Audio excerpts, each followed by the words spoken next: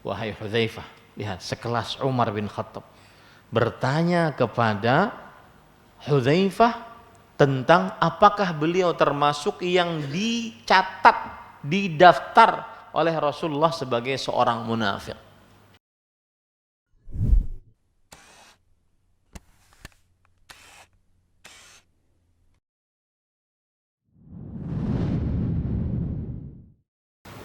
Assalamualaikum warahmatullahi wabarakatuh. Bismillahirrahmanirrahim. Innal hamdalillah nahmaduhu wa nasta'inuhu wa nastaghfiruh wa na'udzu billahi min shururi anfusina wa sayyiati a'malina. Man yahdihillahu fala mudilla lahu wa man yudlil fala hadiya lahu. Ashhadu an la ilaha illallah wahdahu la syarika lah wa ashhadu anna Muhammadan abduhu wa rasuluh. Ya ayyuhalladzina amanu taqullaha haqqa tuqatih wa la tamutunna illa wa antum muslimun.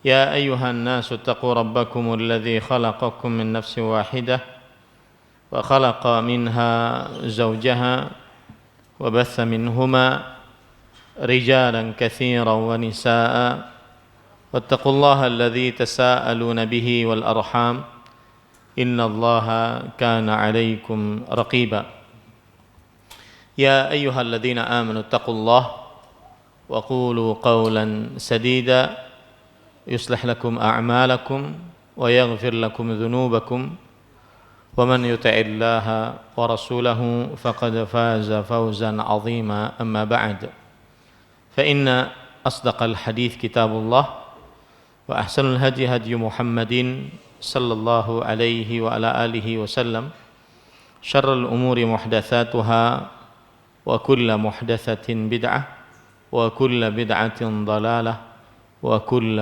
ضلالة في النار. Alhamdulillah, kita bersyukur pada Allah Subhanahu wa taala pada hari ini, hari Sabtu malam Ahad 1 Rabiul Akhir 1443 Hijriah, kita dimudahkan oleh Allah Subhanahu wa taala untuk kembali duduk bersama di Masjid Al-Faruq dalam kajian rutin setiap Sabtu pekan pertama, membaca kitab Umdatul Ahkam min kalami khairil anam yang ditulis oleh Taqiyuddin Abu Muhammad Abdul Ghani bin Abdul Wahid bin Surur Al-Maqdisi rahimahullahu ta'ala.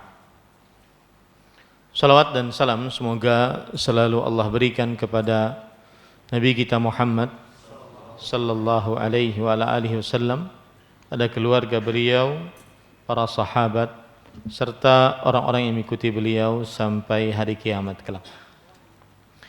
Dengan nama-nama Allah yang husna dan sifat-sifat yang ulia, kita berdoa, Allahumma inna nas'aluka ilman nafi'an wa rizqan tayyiban wa amalan mutaqabbala.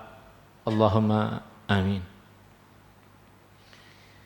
Ahibatil muslimun, a'afanillah wa iyyakum, para ikhwah dan akhwat, Bapak Ibu, saudara-saudari jamaah Masjid Al-Faruq yang saya cintai karena Allah. Semoga Allah Subhanahu wa taala selalu memberikan afiat kepada kita di dunia dan di akhirat. Pada kesempatan kali ini kita masuk kepada bab yang kedua dari bab atau dari kitab Taharah. Penulis rahimahullahu ta'ala Taqiyuddin Abu Muhammad Abdul Ghani Al-Maqdisi rahimahullah mengatakan babus siwak, bab as-siwak. Apa itu as-siwak? Maka artinya as-siwak bisa dimaknai dengan kata kerja bisa dimaknai dengan benda, kata benda. As-siwak yang artinya kata kerja adalah al-istiyak, yaitu bersiwak. Makanya kan diberikan judul dalam bahasa Indonesianya bersiwak dalam buku terjemahan kita. Atau bisa dimaksudkan adalah al-ud alladhi yatasawwaku bihi. Artinya kata benda yaitu berupa kayu yang digunakan untuk bersiwak. Jadi siwak ada dua makna, bisa kata kerja, bisa kata benda. Dan ini secara bahasa. Adapun secara istilah syariat, as-siwak isti'malu 'ud atau nahwihi fil asnan li idhabit taghayyur wa nahwi. Pemakaian kayu atau yang semisal. Berarti masuk di dalamnya sikat gigi. Berarti masuk di dalamnya jari. Berarti masuk di dalamnya tisu. Pemakaian kayu atau yang semisalnya pada gigi untuk menghilangkan bau pada mulut dan yang semisalnya. Untuk menghilangkan bau pada mulut dan yang semisalnya. Inilah makna dari as-siwak secara istilah syariat. Kemudian penulis yaitu Al-Imam Al-Hafidh Taqiyuddin Abdul Ghani Al-Maqdisi rahimahullah membawakan hadis yang ke-19 dari kitab Umdatul Ahkam. Saya bacakan, qala al-musannifu rahimahullah an Abi Hurairah radhiyallahu anhu anin Nabi sallallahu alaihi wa sallam qala laula an asyqa ala ummati la amartuhum bis-siwaki 'inda kulli salatin. Abu Hurairah radhiyallahu anhu menuturkan bahwa Rasulullah sallallahu alaihi wasallam bersabda, sekiranya tidaklah memberatkan umatku, maka aku akan memerintahkan mereka untuk bersiwak setiap kali hendak sholat. Poin pertama dari hadis ini adalah yaitu biografi perawi dari sahabat yang meriwayatkan hadis ini. Sebelumnya ulun hendak ini diisi di tengah, ke tengah pian. Ya. Jangan terpaku dengan kamera itu kada apa-apa. Iya. Jadi nyaman kita. Ada yang dipandiri deh muka. Ya. Baik. Abu Hurairah adalah kunyah. Terkenal dengan adalah kunyah dari seorang sahabat Rasul sallallahu alaihi wasallam, dan sahabat ini terkenal dengan kunyahnya. Nama aslinya Abdurrahman bin Sakhr Ad-Dawsi, masuk Islam pada tahun ke-7 Hijriah, yaitu pada peperangan Khaybar. Kemudian setelah itu pada peperangan Khaybar. Kemudian setelah itu beliau mengikuti seluruh peperangan bersama Rasul sallallahu alaihi wasallam dan melazimi Rasulullah sallallahu alaihi wasallam. Kemudian sangat perhatian terhadap hadis-hadis Rasul sallallahu alaihi wasallam. Dan Nabi Muhammad sallallahu alaihi wasallam pun menyatakan akan hal tersebut, bahwasanya beliau sangat perhatian terhadap hadis-hadis Rasul sallallahu alaihi wasallam. Di antaranya perkataan Rasul sallallahu alaihi wasallam ketika Abu Hurairah radhiyallahu anhu bertanya tentang man as'adun nas bi syafa'atika ya Rasulullah. Siapakah manusia yang paling berbahagia mendapatkan syafaatmu wahai Rasulullah sallallahu alaihi wasallam? Maka Nabi Muhammad sallallahu alaihi wasallam bersabda, laqad a'lamu annahu laysa ahadun ashaddu hirsan minka 'alal hadits bisu'alika hadza." Ai kama qala Nabi sallallahu alaihi wasallam. Aku sungguh telah mengetahui bahwasanya tidak ada yang lebih gigih dalam menuntut ilmu hadis kecuali engkau dengan pertanyaanmu ini. Dan Abdullah bin Umar radhiyallahu anhu berkata tentang Abu Hurairah, "Kunta alzamana li Rasulillah wa a'lamana bi haditsih." Wahai Abu Hurairah, engkau adalah orang yang paling selalu melazimi Rasulullah, selalu bersama dengan beliau, dan yang paling berilmu tentang hadis-hadis Rasul sallallahu alaihi wasallam. Begitu juga perkataan ini diriwayatkan dari bapaknya Umar bin Khattab radhiyallahu anhu. Imam Bukhari rahimahullah berkata, "Kana Abu Hurairah radhiyallahu anhu ahfadha man rawal haditha fi asrih." Adalah Abu Hurairah radhiyallahu anhu orang yang paling banyak hafalannya dari orang-orang yang meriwayatkan hadis di zaman beliau, yaitu di zaman para sahabat Nabi radhiyallahu anhu. Disebutkan oleh para ulama sejarah bahwa beliau meriwayatkan sekitar 5.374 hadis. 5.374 hadis. Itu berarti dihafal ya. Kemudian beliau wafat pada tahun 57 Hijriah di kota Madinah dan dikuburkan di Baqi Al-Gharqad. Baik. Abu Hurairah radhiyallahu anhu menuturkan bahwa Rasulullah SAW bersabda, "Sekiranya tidaklah memberatkan umatku." Ini kata-kata sekiranya, laula, ini menunjukkan bahwa ada sesuatu tertahan karena ada sesuatu. Kalau tidak ada sesuatu ini tidak akan tertahan. Ya. Kalau tidak berat maka tidak akan tertahan. Ini maksudnya. Dan di dalam hadis ini menunjukkan bahwa Nabi Muhammad sallallahu alaihi wasallam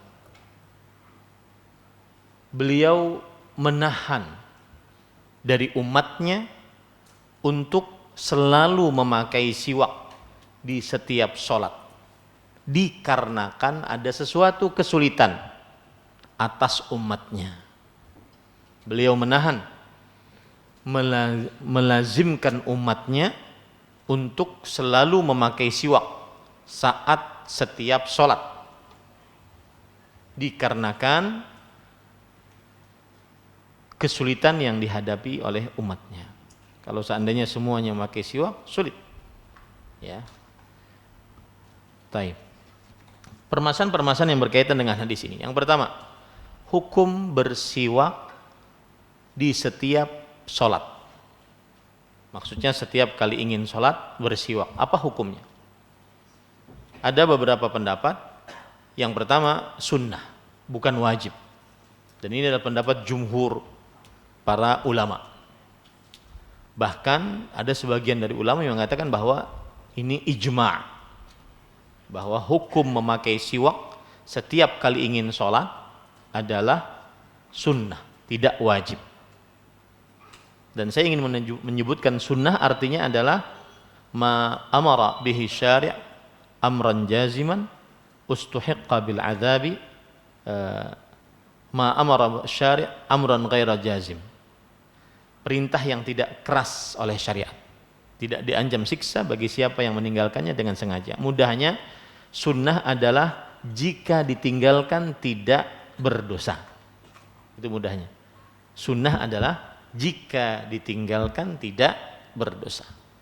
Itu pengertian sunnah. Maka jumhur ulama mengatakan hukumnya sunnah, tidak wajib. Bahkan sebagian ulama menukilkan bahwa ini ijma'. Artinya kesepakatan para ulama bahwa hukum bersiwak sebelum sholat, setiap kali sholat hukumnya apa? Sunnah. Pendapat yang kedua, wajib di setiap sholat. Siapa yang meninggalkannya dengan sengaja, batal sholatnya. Ini berat. Dan ini adalah pendapatnya Ishaq bin Rahoya, temannya Imam Ahmad rahimahullah. Dan saya sering ketika melewati kata-kata Imam Ishaq bin Rahoya ini, inilah takdir Allah. Berdua menuntut ilmu dengan Imam Syafi'i rahimahullah. Kemudian yang satu jadi ulama besar, bahkan pengikutnya banyak, bahkan menjadi salah satu dari 4 mazhab fikih. Yang satu selevel, ilmunya sama, tetapi Allah Subhanahu wa taala bertakdir tidak sama antara satu dengan yang lain. Imam Ahmad banyak yang berkhidmat terhadap ilmu beliau, akhirnya keluarlah ilmu beliau. Ishaq bin Rahoya juga berilmu, buktinya perkataan beliau dinukil dalam kitab-kitab fikih. Nah, jadi intinya pelajarannya adalah tidak boleh hasad. Ada Ustadz Hanyar datang, kemudian banyak pengikutnya, jangan hasad. Karena itulah pemberian Allah Subhanahu wa taala. Ya. Nah. Imam An-Nawawi rahimahullahu taala berkata bahwa yang benar, yang mewajibkan siwak adalah Daud Al-Zahiri. Yang mewajibkan siwak Daud Al-Zahiri, yaitu seorang yang bermadzhab zahir secara lahiriah hadis, bahwasanya bersiwak wajib dan siapa yang meninggalkannya batal sholatnya. Pendapat yang lebih kuat adalah pendapat yang pertama, sebagaimana yang dikuatkan oleh Imam Ibnu Qudamah Al-Maqdisi, kemudian Imam An-Nawawi, kemudian Al-Hafidh Ibnu Hajar. Ibnu Qudamah Al-Maqdisi di dalam kitab Al-Mughni, Imam An-Nawawi dalam kitab Al-Majmu', kemudian Imam Al-Hafidh Ibnu Hajar dalam kitab Fathul Bari, bahwa hukum bersiwak di setiap mau sholat adalah sunnah, tidak wajib. Apa tadi pengertian sunnah? Jika ditinggalkan tidak berdosa. Itu pengertian sunnah yang mudah dipahami. Taib, apa hikmah dianjurkannya bersiwak saat ingin mengerjakan sholat? Apa hikmah? Dijelaskan oleh Al-Hafidh Ibnu Hajar dalam kitab beliau Fathul Bari, saya bacakan. Qala Ibnu Daqiq al-Eid rahimahullah, al-hikmah fi istihbab as-siwak 'inda al-qiyam ila as-salah kaunuha halu taqarrubin ila Allah Ta'ala faqtada an takuna hala kamalin wa nadhafah. Hikmah dari dianjurkannya bersiwak saat bangun mendirikan sholat adalah ketika seseorang sholat adalah sedang mendekatkan diri kepada Allah, maka semestinya harus dalam keadaan sempurna, kemudian penuh dengan kebersihan. Untuk apa? Izharan li syarafil ibadah, untuk memperlihatkan kemuliaan ibadah tersebut. Waqad warada min hadithi Ali radhiyallahu anhu 'inda al-Bazzar ma yadullu ala annahu li amrin yata'allaqu bil malak alladhi yastami'u al-Qur'ana min al-musalli. Nah, ada hikmah lain.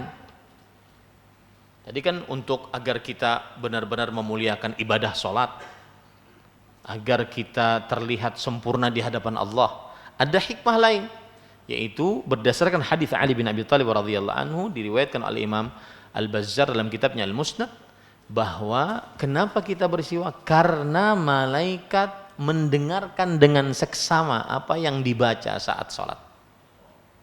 Ini seakan-akan kita saat sholat membaca bacaan itu didengar oleh malaikat, ya, dengan seksama. Fala yazalu yadunu minhu, masih saja malaikat mendekat mendengarkan bacaan kita. Hatta yadha'afahu ala fi, sampai meletakkan mulutnya di mulut si yang sholat tadi, ya, berhadapan. Lakinnahu la yunafi ma taqaddam, akan tetapi ini semua tidak menafikan apa yang sudah disebutkan tadi. Nah, ini beberapa hikmah yang luar biasa, maka sangat dianjurkan. Meskipun berarti kita ini kalau seorang muslim melaksanakan hadis ini 5 kali sehari bersikat gigi, ya, hancur-hancur rahang terserah aja. 5 kali sehari. Kalau hikmahnya seperti itu. Ya, hikmahnya seperti itu. Taib. Kemudian dianjurkan bersiwak. Ini faedah yang selanjutnya. Dianjurkan bersiwak untuk setiap sholat, wajib atau sunnah. Setiap sholat wajib atau sunnah. Berarti bertambah lagi tuh. Ya. Imam Ibnul Mulaqqin rahimahullah di dalam kitab beliau Al-I'lam bi Fawaidi Umdatil Ahkam. Ini kitab agung luar biasa. Ini kitab paling besar dalam syarah Umdatul Ahkam. Ulun membacanya panat. Hendak ulun bacakan di sini. Kada selesai kita. Sebuting hadis dan membicarakan dari masalah usul fikih nanti dari para sahabat nanti kada habis-habisnya. Maka ulun carikan syarah hadis yang sesuai dengan yang kita inginkan dan kita bisa amalkan. Beliau berkata, fihi dalalatun aidan ala mas'alatin fiqhiyah wa huwa istihbabus siwak inda kulli salatin sawa'un kanat faridatan 'ainan aw kifayatan aw nafilatan biwudu'in aw tayammum hatta fi haqqi faqidi tahurain fa inna ma ya'ti bihi salatun 'alal asah. Kata beliau, di dalam hadis ini terdapat pendalilan tentang masalah fikih, yaitu dianjurkannya bersiwak setiap sholat, baik itu sholat wajib fardu kifayah, ya ada fardu ain, fardu kifayah, atau sholat sunnah, baik itu karena bersucinya dengan berwudu atau bersucinya dengan tayammum, ya, maka tetap dianjurkan untuk bersiwak pada sholat-sholat tersebut. Saking dianjurkannya. Nah, kita berharap nih kawan-kawan yang mungkin berjualan siwak gitu, dipakai, ya. Atau kalau seandainya hendak ke masjid dari rumah dulu bersiwak, bersikat gigi, ya, sehingga bisa melaksanakan sunnah ini. Taib. Permasalahan selanjutnya, apakah bersiwak dengan tangan kanan atau tangan kiri? Bersiwaknya pakai tangan kanan, sikat gigi biar tuh pakai tangan kanan apa tangan kiri? Maka ada berbagai macam pendapat. Ada 3 pendapat di sini. Yang pertama dengan tangan kanan, dan ini masyhur dari mazhab Hanafi, Maliki, dan pilihan sebagian dari ulama mazhab Syafi'i dan sebagian dari ulama mazhab Hambali, yaitu dengan tangan kanan. Mereka alasannya adalah siwak sunnah, dan kesunahan adalah sebuah ketaatan dan sebuah ibadah kepada Allah, maka tidak mungkin ketaatan dengan tangan kiri. Ya, itu alasan mereka. Siwak adalah hukumnya sunnah dan kesunahan tidak mungkin dengan tangan. Kesunahan adalah sebuah ketaatan, maka ketaatan dikerjakan dengan tangan kanan, tidak mungkin dengan tangan kiri.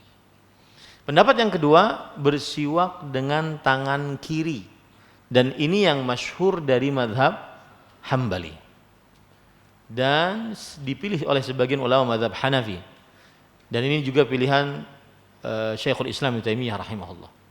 Alasan mereka bahwa bersiwak adalah menghilangkan kotoran, seperti kita sedang buang hajat, maka beristinjanya dengan tangan kiri.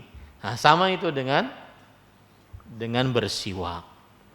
Ya, tidak mungkin menghilangkan kotoran seperti istinja dengan tangan kanan, karena adabnya dengan tangan kiri.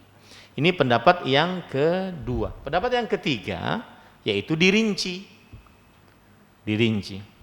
Apabila bersiwak untuk membersihkan mulut, seperti saat bangun tidur atau habis makan dan minum yang banyak menimbulkan kotoran pada mulut, maka ini dengan tangan kiri.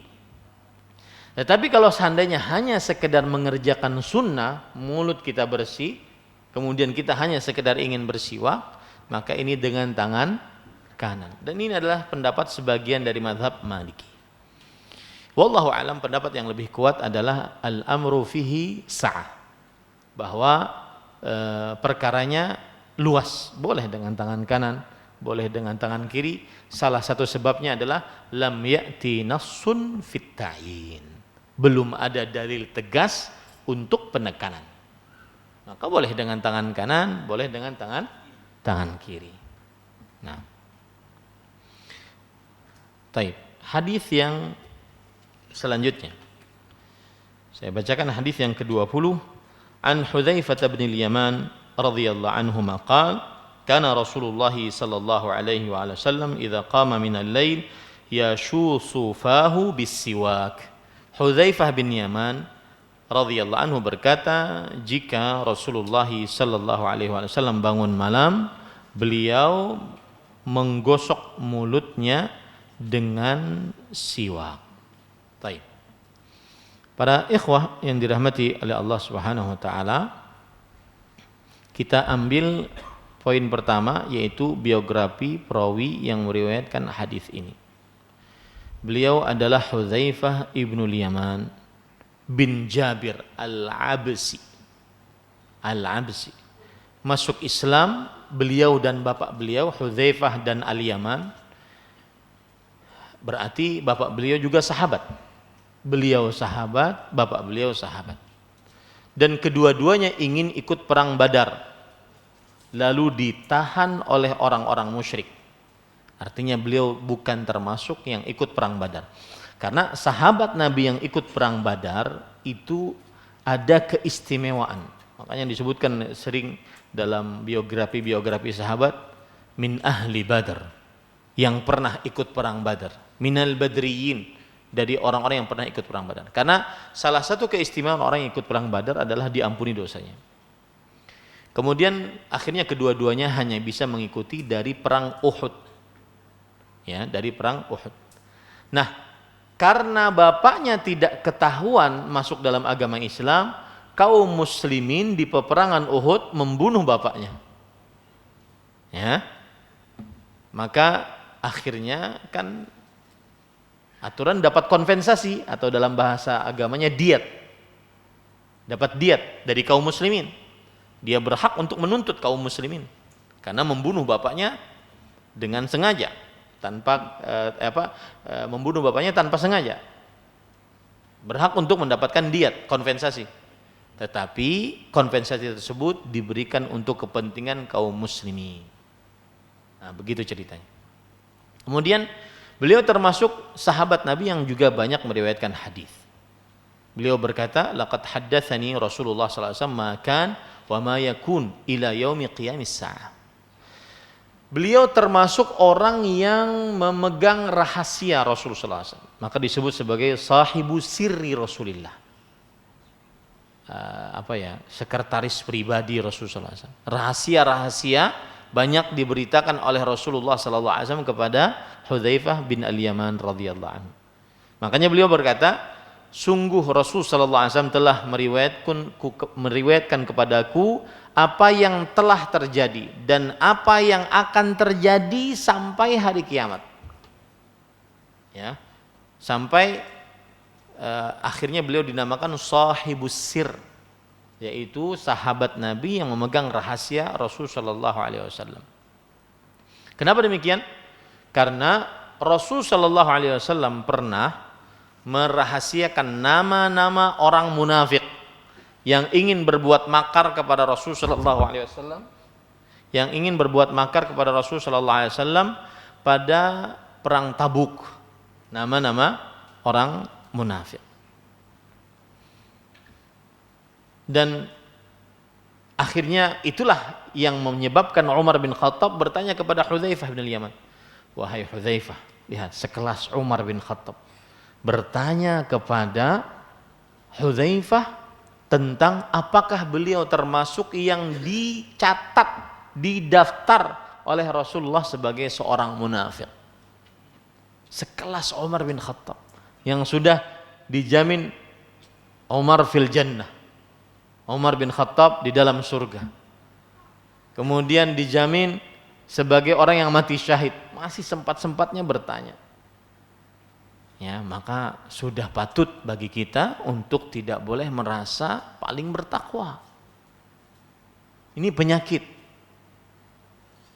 Ya, ini penyakit. Apalagi kalau seandainya berhadapan dengan orang-orang ahli maksiat. Seakan-akan kita ahli surganya. Ini pasti pian ini neraka. Nah, ini enggak boleh. Ulun pernah nulis di media sosial ulun. Enggak tahu itu santri dapat dari mana. Santri latihan khutbah pakai bahasa Arab. Dia mengatakan kita mentaati Allah, tetapi mu'jabina bi'amalina. Kita ujub dengan amal kita. Dan di sana ada orang ya'sillah. Dia bermaksiat kepada Allah, tetapi dia menyesal atas perbuatannya. Yang mengerjakan ketaatan, tetapi dia ujub, hancur, habis pahalanya. Yang mengerjakan dosa dan dia bertobat, maka pahalanya lebih besar daripada dosa yang dia kerjakan. Maka jangan pernah merasa kita banyak amal. Jangan pernah merasa kita sudah banyak pahala. Lihat Umar bin Khattab radhiyallahu anhu, beliau sempat-sempatnya bertanya kepada Hudzaifah bin Yaman. Kata Hudzaifah, bukan engkau orangnya, dan habis ini aku tidak akan memberitahukan lagi kepada seorang pun. Karena itu rahasia Rasulullah SAW. Kemudian Hudzaifah bin Yaman mengikuti peperangan Khandaq tahun ke-5 Hijriah. Dan kalau pian perhatikan Rasulullah SAW itu perang hampir setiap tahun. Perang tahun ke-2 Hijriah perang Badr Al-Kubra, tahun ke-3 Hijriah perang Uhud, tahun ke-4 Hijriah perang Bani Mustaliq. Perang tahun ke-5 Hijriah perang Khandaq. Tahun ke-6 Hijriah perjanjian Hudaybiyah atau perang Hunain. Kemudian tahun ke-7 Hijriah perang Khaybar. Tahun ke-8 Hijriah Fathu Makkah. Tahun ke-9 Hijriah perang Tabuk. Peperangan terakhir Rasulullah SAW dan seterusnya. Jadi hampir setiap tahun beliau berjuang untuk kita, dan akhirnya sekarang Islam sampai kepada kita. Ini termasuk daripada nikmat yang harus kita syukuri. Kemudian di zaman Umar bin Khattab menjadi khalifah, menjadi Amirul Mukminin, beliau dijadikan gubernur oleh Umar bin Khattab radhiyallahu anhu. Dan wafat pada tahun 36 Hijriah. Ini adalah biografi dari Hudzaifah ibnu Yaman radhiyallahu anhu. Taib. Tadi di dalam hadis disebutkan jika Rasulullah SAW bangun malam beliau yashusu. Diterjemahkan di sini beliau menggosok mulutnya. Apa yang dimaksud dengan yashusu? Yang terjemahannya menggosok. Maka jawabannya adalah bahwasanya yang dimaksud yashusu yaitu membasuh dan membersihkan. Membasuh dan membersihkan. Caranya bagaimana? Caranya ada berbagai macam cara, yaitu menyikat gigi atau bersiwak dari bawah ke atas. Jadi gini, dari bawah ke atas, ya. Untuk gigi bawah, dari atas ke bawah untuk gigi atas, dari bawah ke atas. Kemudian ada kata Imam Al-Khattabi rahimahullah, dalkul asnan bisiwak wal asabi'i ardan. Yang namanya yashusu adalah memijat gigi dengan kayu atau dengan jari secara melebar. Jadi begini. Ini ada beberapa cara yang dijelaskan oleh para ulama tentang kata yashusu. Ada yang dari bawah ke atas untuk gigi bawah, dan dari atas ke bawah untuk gigi atas, dan ada yang mengatakan seperti Imam Al-Khattabi bahwasanya dia memijat, jadi digosok dengan melebar dari kanan ke kiri, melebar. Ya, baik itu dengan sikat gigi, dengan kayu, dengan tangan, bahkan dengan jari, disebutkan seperti itu. Nah, poin pelajaran yang kita bisa ambil dari hadis ini adalah dianjurkan bersiwak setiap kali bangun dari tidur. Dijelaskan oleh Al-Hafidz Ibnu Hajar dalam kitab beliau Fathul Bari. Kemudian qala Ibnu Daqiqil 'Aid, Imam Ibnu Daqiqil 'Aid rahimahullah berkata, istihbabus siwaki 'indal qiyam minan naum. Dianjurkan bersiwak saat bangun dari tidur. Li'anna an-nauma muqtadin li taghayyuril fam. Karena yang namanya tidur itu mengkonsekuensikan berubahnya bau mulut. Lima yatasa'adu ilaihi min abkhiratil ma'idah. Karena asam yang dari lambung dia naik menyebabkan bau pada mulut. Wassiwaku alatun tandhifi. Dan siwak adalah alat untuk membersihkan, maka dianjurkan untuk memakainya. Kemudian kan tadi disebutkan jika Rasulullah SAW bangun dari malam, apakah tidur malam saja yang bersiwak sangat dianjurkan, ataukah dia semua waktu tidur? Kan orang ada tidur siang, ada tidur malam, ada tidur pagi, siang, sore, malam. Ya, kaum rebahan. Ya, maka bagaimana?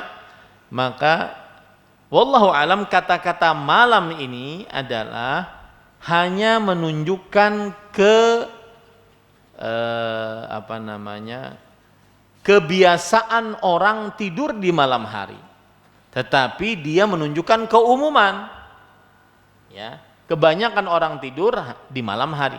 Tetapi keumuman, baik tidur di siang hari, tidur di pagi hari, maka setiap bangun tidur dianjurkan untuk bersiwak. Baik, itu pelajaran dari hadis yang ke-20. Sekarang kita baca hadis yang ke-21. An Aisyah radhiyallahu anha qalat دخل عبد الرحمن بن أبي بكر الصديق رضي الله عنهما على النبي صلى الله عليه وعلى آله وسلم وأنا مسندته إلى صدري ومع عبد الرحمن سواك رطب يستن به فأبده رسول الله صلى الله عليه وسلم بصره فأخذت السواك فقضمته وطيبته ثم دفعته إلى النبي صلى الله عليه وسلم فاستنى به فما رأيت رسول الله صلى الله عليه وسلم استنى استنانا قط أحسن منه فما عدا أن فرغ رسول الله صلى الله عليه وآله وسلم رفع يده أو إصبعه ثم قال في الرفيق الأعلى ثلاثا ثم قضى وكانت تقول مات بين حاقنتي وذاقنتي وفي لفظ فرأيته ينظر إليه وعرفت أنه يحب السواك فقلت آخذه لك فأشار برأسه أن نعم هذا لفظ البخاري ولمسلم نحوه. Nah, silakan azan dulu mungkin. Sebelum ulun lanjutkan, ulun hendak benar pengajian di masjid ini ulun rutin setiap pekan. Seperti di Masjid Imam Syafi'i. Mungkin nanti bisa diatur oleh pihak masjid dengan Yayasan Al-Um, karena kita sudah dan para ustadz juga sudah bersepakat bahwa kajian pekanan yang biasa seperti ini mungkin sudah dihilangkan, karena sekarang ustadz sudah banyak. Apalagi ustadz-ustadz yang dokter sudah mau pada pulang, ada yang sudah pulang. Saat Dr. Haikal itu harus Masjid Omar Al-Faruq harus dapat jadwal, ya, rutin. Rugi kalau kada dapat jadwal. Orang berilmu luar biasa. Dan khusus untuk ulun maunya seperti Masjid Imam Syafi'i setiap malam Kamis. Jadi setiap pekan.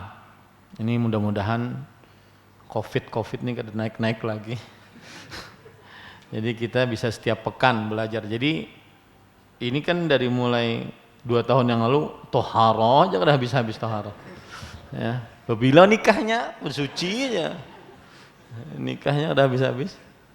Ya, coba dibicarakan pihak masjid, pihak yayasan, yang ada ketua yayasan di sini, Yayasan Al-Um. Ini kan kajian pekanan, istilahnya kita menyebutnya kajian pekanan. Setiap bulan sekali. Maka cari waktu, ya, setiap pekan seperti di Masjid Imam Syafi'i. Malam Kamis kita ngaji tauhid, malam kita ngaji hadis, kan jadi tambah ramai, ya, tambah ramai majelis ilmu. Dan saya berharap itu tadi pengurus masjid agar Pak Arif terutama minta Ustadz Haikal agar ngisi di sini rutin, jangan diambil oleh orang lain, jangan terlambat. Itu orang berilmu dalam ilmunya, belasan tahun tinggal di kota Madinah. Ya. Kita saja para ustadz ingin mengadakan kajian dengan beliau untuk berkumpul.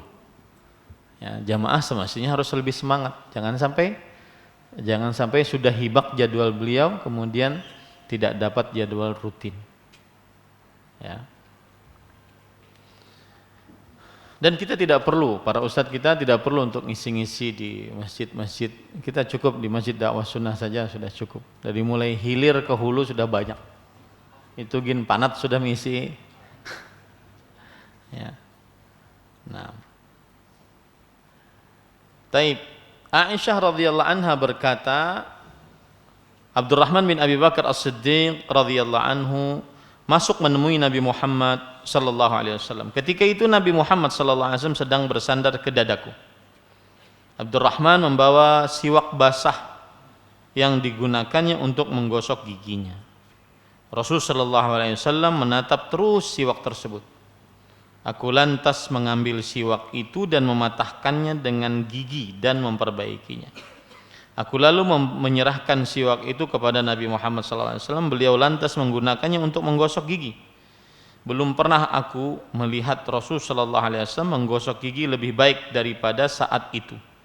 Setelah selesai, beliau mengangkat tangan atau jarinya kemudian mengatakan di Ar-Rafiqil A'la sebanyak 3 kali. Kemudian beliau pun meninggal dunia. Aisyah radhiyallahu anha berkata, beliau meninggal di antara tulang selangka dan ujung tenggorokanku. Dalam lafal yang lain dikatakan, kulihat beliau memandangi siwak itu. Aku tahu bahwa beliau menyukai siwak. Aku pun mengatakan, maukah aku ambilkan siwak itu untukmu? Beliau pun memberikan isyarat dengan kepala yang berarti iya.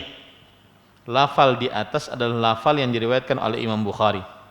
Imam Muslim juga meriwayatkan lafal yang semacam itu. Poin pertama dari hadis ini adalah Aisyah. Aisyah Ummul Mukminin. Ummul Mukminin artinya gelar untuk istri Rasul sallallahu alaihi wasallam radhiyallahu anha, binti Abi Bakar.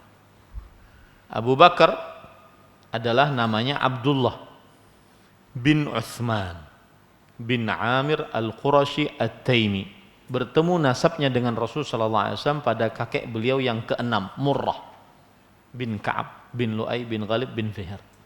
Murrah bin Ka'ab bertemu nasab Abu Bakar As-Siddiq radhiyallahu anhu dengan Nabi Muhammad sallallahu alaihi wasallam pada kakek Nabi yang ke-6, Muhammad bin Abdullah bin Abdul Muttalib bin Hashim bin Abdi Manaf bin Qusay bin Kilab bin Murrah. Murrah bin Ka'ab bin Lu'ay bin Ghalib bin Fihr. Fihr adalah Quraisy. Taib. Kemudian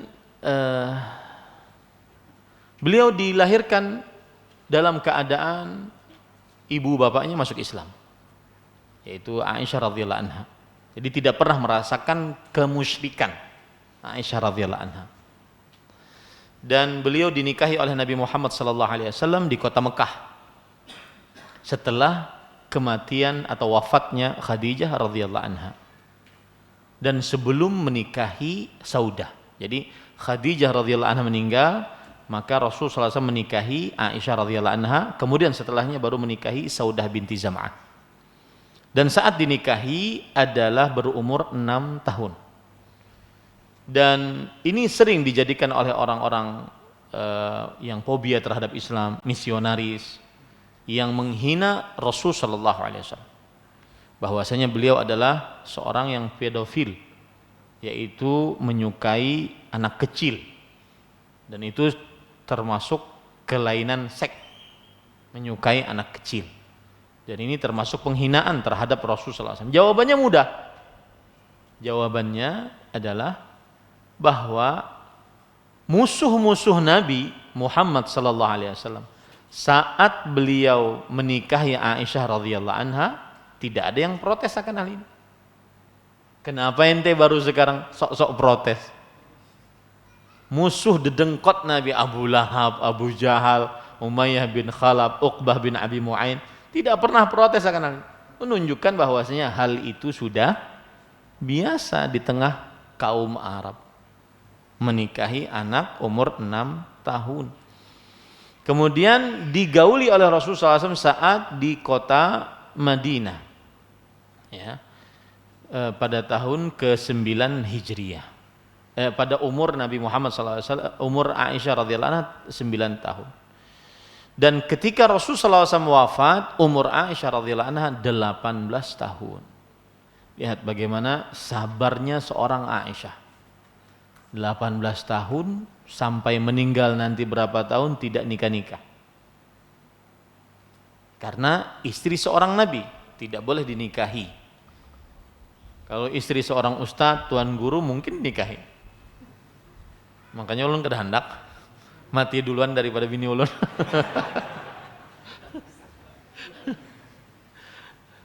Ya, ini para ikhwah. Kemudian setelah itu Aisyah radhiyallahu anha memiliki keistimewaan yang sangat luar biasa. Dalam hadis yang diriwayatkan oleh Imam Bukhari dan Muslim, fadlu Aisyata 'ala nisa ka fadli tharidi 'ala sa'iri ta'am. Keutamaan Aisyah dibandingkan seluruh perempuan seperti makanan tharid dibandingkan seluruh makanan. Dari hadis inilah akhirnya terjadi perbedaan pendapat di antara para ulama. Mana yang lebih utama antara Aisyah radhiyallahu anha dengan Khadijah radhiyallahu anha? Maka pendapat yang lebih kuat yang dikemukakan oleh Syekhul Islam Ibnu Taimiyah rahimahullah, bahwa Khadijah memiliki keutamaan yang tidak dimiliki oleh Aisyah. Aisyah radhiyallahu anha memiliki keutamaan yang tidak dimiliki oleh Khadijah. Khadijah yang pertama masuk Islam dan pembela Nabi Muhammad SAW dengan harta nyawanya. Aisyah radhiyallahu anha yang paling banyak ilmunya dibandingkan seluruh perempuan. Afqahu nisa'il ummati 'alal itlaq. Wanita yang paling banyak ilmunya di antara seluruh para wanita secara mutlak sampai hari kiamat. Maka mereka berdua memiliki kekhususan yang tidak dimiliki oleh yang lainnya. Radhiyallahu anhuma.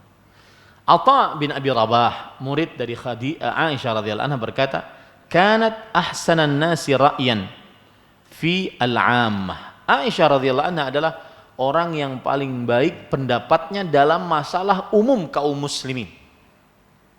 Ya. Kemudian Abu Musa al-Asy'ari radhiyallahu anhu berkata, "Ma ashkala alaina amrun fasa'alna Aisyah radhiyallahu anha anhu illa wajadna 'indaha fihi 'ilman." Tidak pernah kami memiliki satu permasalahan yang kami sulit untuk menjawabnya, lalu kami bertanya kepada Aisyah radhiyallahu anha wa ardhaha, melainkan kami mendapati di sisi Aisyah ilmunya. Ya. Dan tidaklah Aisyah radhiyallahu anha meninggal kecuali beliau telah menyebarkan di tengah umat Islam ilmu yang begitu banyak, dan wafat di kota Madinah pada bulan Ramadan tahun 58 Hijriah. Itu tentang Aisyah radhiyallahu anha. Baik. Kemudian lafaz-lafaz yang kita bisa ambil dari hadis ini adalah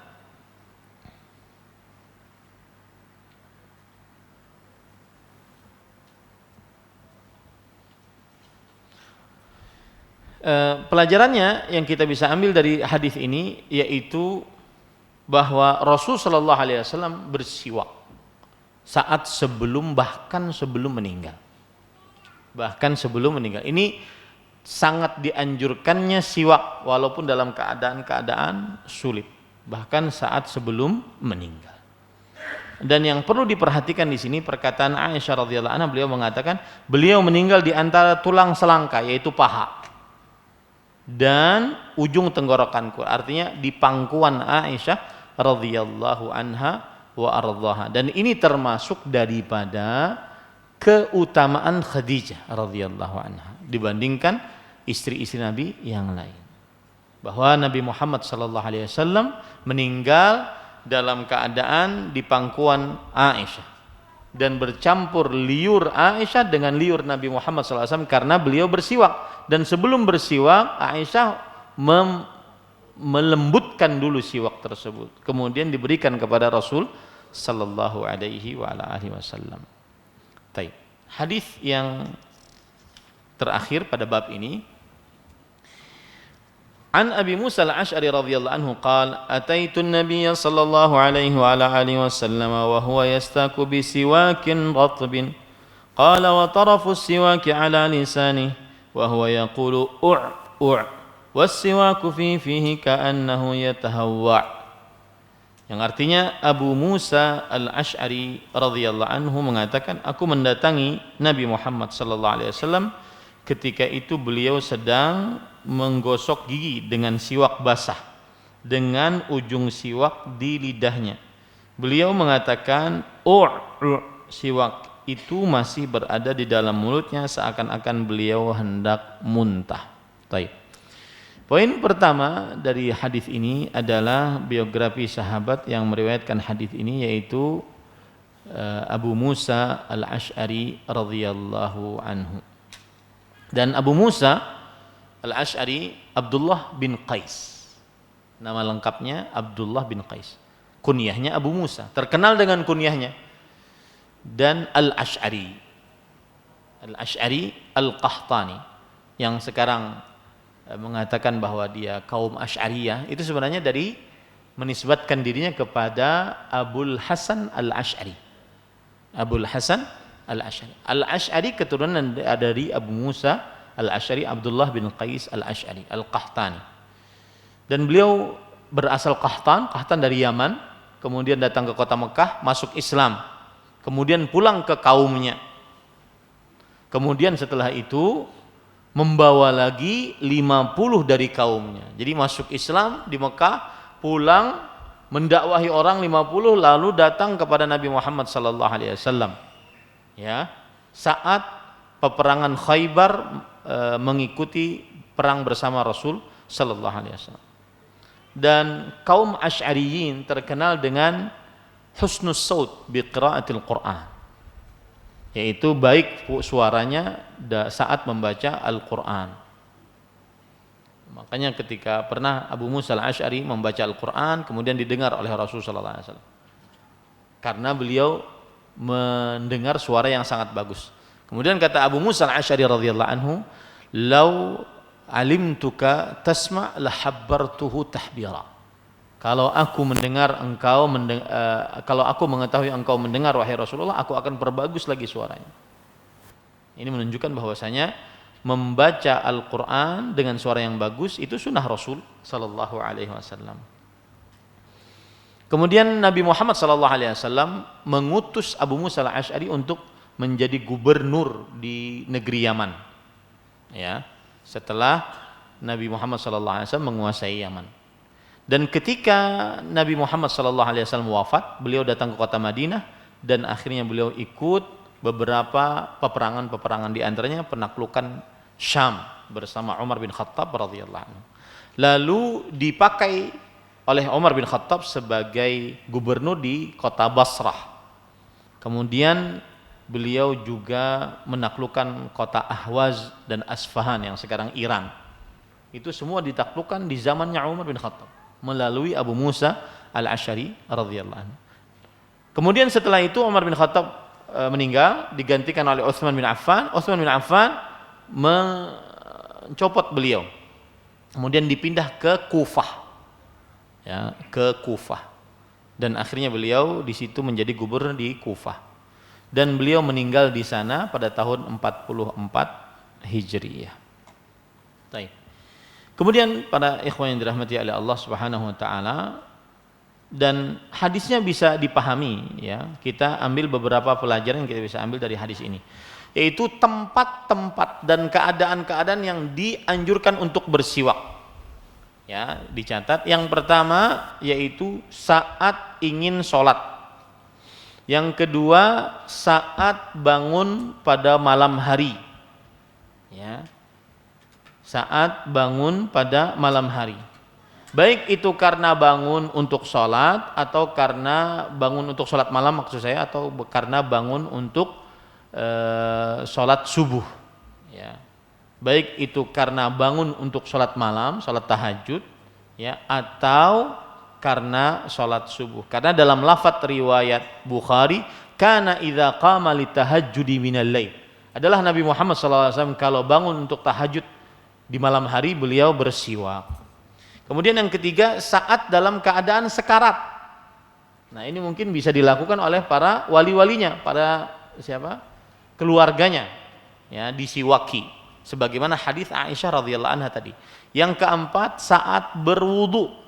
Dalam hadis riwayat Imam Ahmad, laula an asyqa ala ummati la amartuhum bisiwak ma'a kulli wudu. Jika aku tidak menyulitkan atas umatku, aku akan perintahkan mereka bersiwak di setiap wudu. Ini yang keempat. Yang kelima, saat mau membaca Al-Qur'an. Saat mau membaca Al-Qur'an.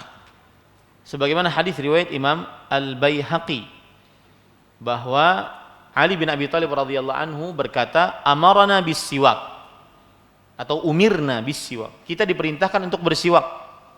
Kata Ali bin Abi Thalib, sebabnya adalah innal 'abda idza qama yusalli atahul malak faqama khalfahu yastami'u al-Qur'an wa yadnu fala yazalu yastami'u wa yadnu hatta yad'a fahu 'ala fihi fala yaqra'u ayah illa kanat fi jawfil malak. Sesungguhnya seorang hamba jika bangun mendirikan salat, datanglah malaikat dan berdiri di belakangnya mendengarkan apa yang dibaca dari Al-Qur'an. Lalu malaikat tersebut mendekat sampai dia meletakkan mulutnya di mulut si pembaca Al-Qur'an tersebut yang salat tadi. Masih saja tidaklah dia membaca satu ayat melainkan ayat tersebut masuk ke dalam mulutnya malaikat. Mun bau kada cocok. Ya. Yang keenam, saat mau masuk rumah. Dalam hadis riwayat Muslim dari Aisyah radhiyallahu anha, anna Nabi sallallahu alaihi wasallam kana idza dakhala baitahu bada'a bis-siwak. Adalah Nabi Muhammad sallallahu alaihi wasallam jika beliau ingin masuk rumah maka mulailah beliau bersiwak. Yang ketujuh, saat bau mulut berubah, entah makan apa gitu ya. Yang kedelapan, saat gigi menguning. Saat gigi menguning. Karena berdasarkan hadis riwayat Imam Ahmad dari Aisyah radhiyallahu anha, Rasulullah SAW bersabda, as-siwaku mathaharatun lil fam wa mardatun lirrabb. Siwak adalah pembersih mulut, ya, dan mendatangkan keridhaan dari Allah Subhanahu wa taala. Maka para ikhwan yang dirahmati oleh Allah dianjurkan untuk bersiwak saat ada yang dibersihkan dari mulut tersebut.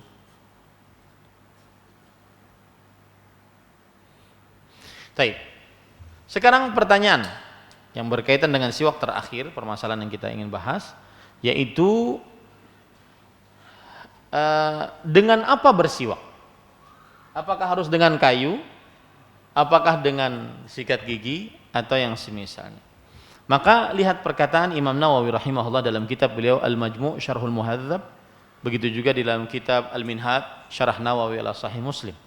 Yustahabu an yustaka bi'udin min arak. Dianjurkan untuk bersiwak dengan kayu ud, dari kayu arak. Ini saya perlihatkan gambarnya. Ya.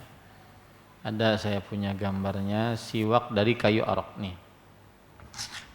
Ini kita harus menggunakan teknologi karena ini nikmat Allah.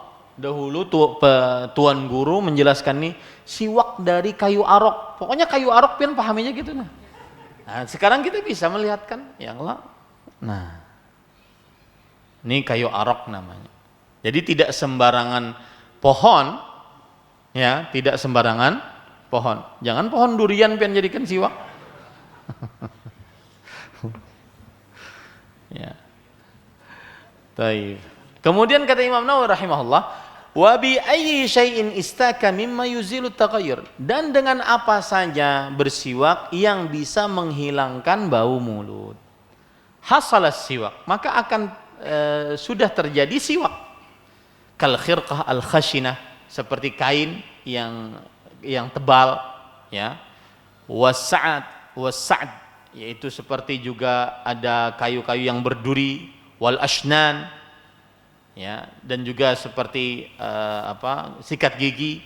Wa ammal isbi' fa in kanat layyinah lam yahsul bihas siwak. Nah, adapun tangan, jika tangannya itu lembut, ya, kan ada tangan yang kasar, pekerja lapangan gitu kan, ya, maka jika lembut tidak terjadi siwak, karena sama aja, pian gosok-gosok sejuta kali kan sama aja, kada hilang sidin.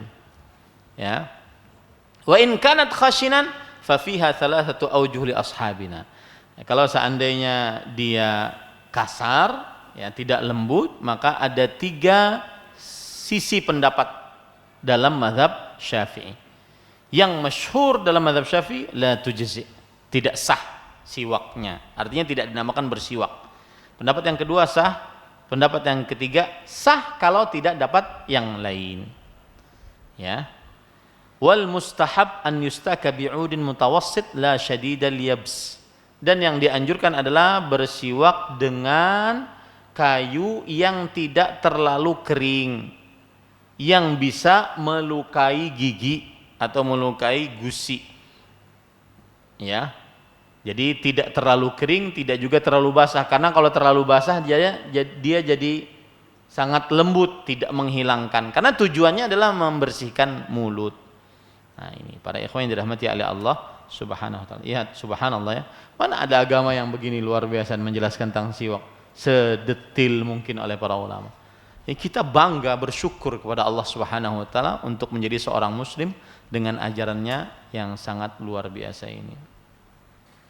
Kemudian Imam Nawawi rahimahullah taala berkata, wa yustahabbu an yumarras siwaku aidan ala tarafi asnani, dan dianjurkan juga untuk menjalankan siwak di ujung-ujung gigi, ya, wa karasi adrasi, dan juga di geraham-gerahamnya, wa saqfi halqihi imraran latifan, dan juga di atas langit-langitnya, ya, dengan pelan-pelan. Wa yustahabbu an yubda'a fi siwakihi bil janibil ayman min fi, dan dianjurkan untuk memulai dalam siwaknya bagian kanan dari mulutnya. Wala ba'sa bi isti'mali siwaki ghairihi bi idzni, dan tidak mengapa memakai siwak orang lain dengan izinnya, mun handak. Wa yustahabbu an yu'awwid as-sabi as-siwaka li'tadah, dan dianjurkan untuk membiasakan anak-anak kecil bersiwak agar dia terbiasa. Nah, alhamdulillah satu bab selesai, ya. Kita sudah selesai bab yang kedua. Nah, ini yang ulun bisa sampaikan. Ada yang ingin bertanya? 5 menit. Nah, tafadhal.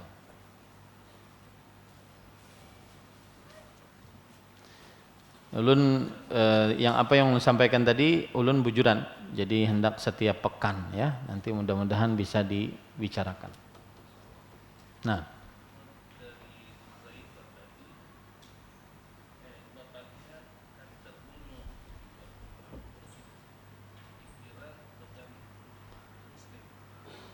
kenapa Pak? Enggak kedengeran?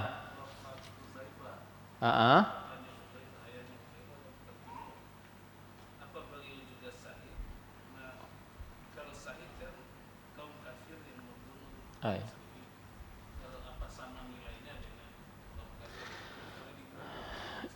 Jawabannya mudah, yu'jaru ala niyati. Dia diberikan pahala sesuai dengan niatnya. Jadi mungkin yang di sini tidak mendengar pertanyaannya, bapaknya Hudzaifah Al-Yaman tadi, apakah dinyatakan mati syahid? Karena yang membunuh kaum muslimin khata'an, dalam keadaan keliru membunuhnya. Apakah dinyatakan syahid juga? Karena kalau orang syahid kan dibunuh oleh orang musyrik. Maka jawabannya adalah yu'jaru ala niyatih. Diberi pahala sesuai dengan niatnya. Wallahu a'lam. Nah, ada yang lain? Pian hakun aja Allah setiap pekan. Hah? Kalau pindah kada hakun. Udah jadi ulun. Pindah PD mana setiap pekan. Nah, ada yang bertanya lagi?